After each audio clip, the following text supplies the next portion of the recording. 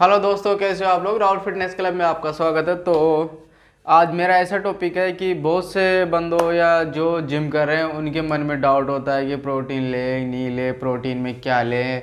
Powder नहीं ले सकते क्योंकि पाउडर से लेने के बाद लेते हैं तब तक तो ठीक है, लेकिन लेने के बाद अपना मतलब जो बॉडी है, जो शेप मसल्स गेन होता है, उसके बाद वापस छोड़ने के बाद वापस से उससे भी ख़राब हो जाते हैं। मतलब ऐसे बोलते हैं कि ऐसे सोच है कि बहुत से साइड इफ़ेक्ट है, ये हो जाएगा वो हो जाएगा, ऐसे स्किन ख़राब हो जाएगी, पुंसिया हो जाएगी, कि बहुत से डाउट है कि गेनर कौन सा ले, गेनर ले यानी कि प्रोटीन गेनर ले, मास गेनर ले या प्रोटीन ले या क्या ले, ऐसे डाउट होता है कि शंका है। तो ऐसा प्रोटीन में ऐसा कुछ भी नहीं है, आप डरो मत, ऐसा कुछ भी नहीं होगा। वो जो समस्या साइड इफ़ेक्ट होता है वो उन लोगों के होता है जो पहले से कुछ बीमारियां हो उनके होता है। ऐसे जिनके जो नॉर्मल है उनके कोई साइड इफ़ेक्ट नहीं है, कोई नहीं है, कुछ नहीं है। आराम से आप प्रोटीन ले सकते हो, गेनर भी ले सकते हो। लेकिन गेनर में और पहले आपको समझना होगा कि गेनर क्या है, प्रोटीन क्या है, इन दोनों में डिफरेंस समझना होगा, तभी आप प्रोटीन ले सकते हो। ऐसे तो आप नॉर्मल खा लेते रहो, उससे कोई फ़र्क नहीं पड़ता। ऐसे आपको मैं ये वीडियो इसलिए बना रहा हूँ ताकि आप प्रोटीन पाउडर लेने में कोई संकोच ना करें, कोई झिझक, कोई डरे नहीं। आराम से आप प्रोटीन पाउडर ले सकते हैं। प्रोटीन पाउडर नॉर्मल पाउडर है, वो दूध से बनता है। जो पाउडर बनता है उसमें सभी होते हैं, कार्ब्स भी होते हैं, प्रोटीन भी होते हैं, वो जल्दी पचता है। जैसे अगर अपन पाउडर नहीं ले और ऐसे पनीर, ईगो, अंडे ये लें तो वो थोड़ा धीरे पचता है, इसलिए जल्दी से पचने के लिए प्रोटीन पाउडर बनाया गया है। इसमें कुछ ज़्यादा साइड इफेक्ट नहीं है। तो मैं आपको पहले ये समझाता हूँ कि प्रोटीन क्या है और वे प्रोटीन क्या है। तो पहले मैं बताऊँगा आपको प्रोटीन के नॉर्मल 3 प्रकार के होते हैं। प्रोटीन के ओनली 3 प्रकार के होते हैं। प्रोटीन मास गेनर अलग है और प्रोटीन अलग है। तो मैं आपको प्रोटीन के प्रकार बता रहा हूँ। पहले प्रोटीन के 3 प्रकार हैं, 3 प्रकार के होते हैं। प्रोटीन 3 प्रकार के होते हैं, मास गेनर अलग चीज़ है। तो इसमें आता है, पहला प्रोटीन आता है कंसंट्रेशन, दूसरा आता है आइसोलेट और तीसरा आता है हाइड्रो आइसोलेट। तो इसमें आता है जैसे कि अपन कंसंट्रेशन प्रोटीन ले तो इसमें आता है 60 से 80% तक तो प्रोटीन होता है और 20 से 40% कार्ब्स और फैट दोनों आते हैं। और एक उसमें आइसोलेट में आता है, उसमें आता है 80 से मतलब 70 से 80 के बीच में, 70 से 90 के बीच में, या अपन बोल दे यहाँ से 70 से 80 से 90 के बीच में तो प्रोटीन होता है और 10% कार्ब्स और फैट आता है। तो ये हो गया दूसरा। और तीसरा है हाइड्रो आइसोलेट, मतलब उसमें आता है, उसमें ना के बराबर फैट और कार्ब्स आते हैं, उसमें टोटल पूरा प्रोटीन ही आता है। तो ये हो गया प्रोटीन।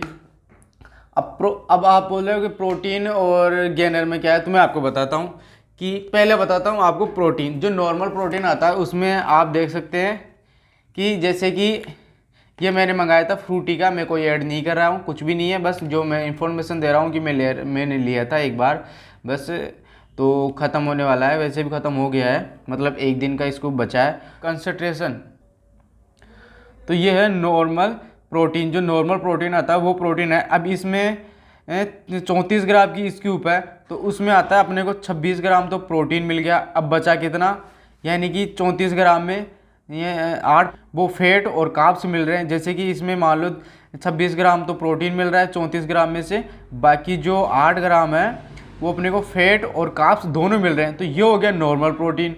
अब जैसे इसमें अगर वो आएगा आइसोलेट वाला आएगा तो इसमें आएगा 26 की जगह यहाँ पे आएगा 30 ग्राम प्रोटीन। 34 एक स्कूप हो गई 34 की, तो 30 ग्राम प्रोटीन हो गया। जो 4% बचा है यानी कि 4 ग्राम बचा है वो कार्ब्स और फैट दोनों है।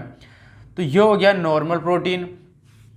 अब आप बोल रहे हो कि ये नॉर्मल प्रोटीन है, तो अब गेनर में कैसे आएगा, क्योंकि गेनर में अपने को कैलोरी ज़्यादा मिलती है और जो प्रोटीन होता है ना वो कम मिलता है। जल्दी मतलब बढ़ाने के लिए, बॉडी बनाने के लिए, बॉडी बिल्डिंग के लिए मास गेनर ज़्यादातर यूज़ किया जाता है। प्रोटीन अगर किसी को धीरे बॉडी बढ़ानी हो, धीरे आराम से, तो वो नॉर्मल प्रोटीन का यूज़ करता है। अब मैं आपको बताता हूँ मास गेनर में क्या है। ये है, मेरा दोस्त लिया था, मेरा भाई है, कज़न है, वो भी ले रहा है, उसने लिया था। तो ये उसके पास खाली डब्बा पड़ा है, कुछ भी नहीं है इसमें, खाली है। आप देखो मैं गेनर ले रहा हूँ, कुछ भी नहीं है, देखो खाली है।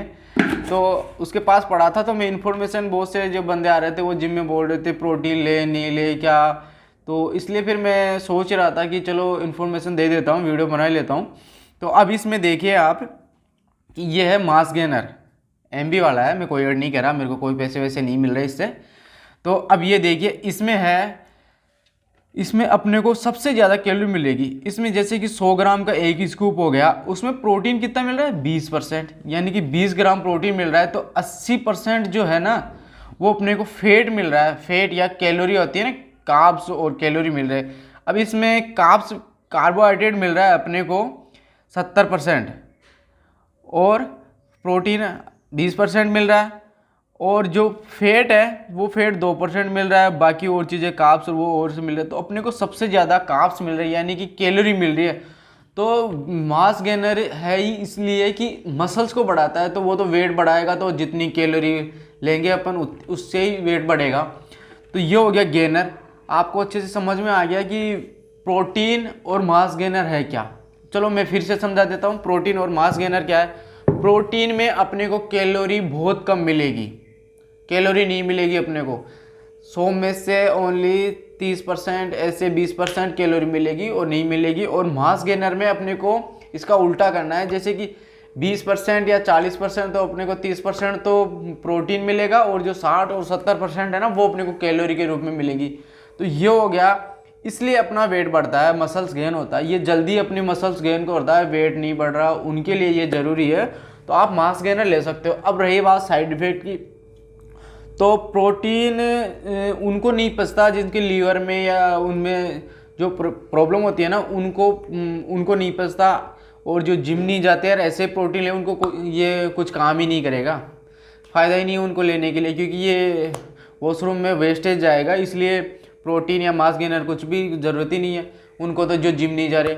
अपन प्रोटीन और मास गेनर इसलिए ज़रूरी होता है कि जब अपन वर्कआउट करते हैं तो अपनी मसल्स टूटती है, तो टूटने के बाद दोबारा जुड़ने के लिए अपने को प्रोटीन की ज़रूरत होती है, लिक्विड। अब वैसे तो सबसे अच्छा है कि वर्कआउट करने के बाद अपने को लिक्विड लेना चाहिए, और ज़्यादातर लिक्विड ही लेते हैं।